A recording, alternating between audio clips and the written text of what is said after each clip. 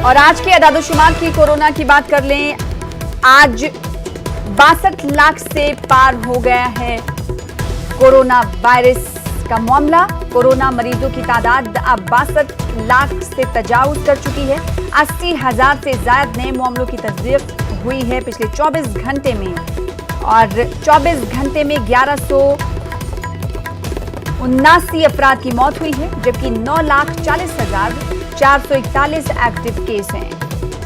वहीं कोरोना से अब तक 97,497 अफराद की मौत हो चुकी है। तो लगातार ये आंकड़े बढ़ रहे हैं, जबकि शिफायाबी की अगर हम बात करें तो शिफायाबी के आंकड़ों में भी बेहतरी आ रही है। रिकवरी रेट्स भी हिंदुस्तान में बेहतर है, लेकिन रोजाना कोरोना की तादाद मजमूई तौर पर बढ़ती हुई दिखाई दे रही है।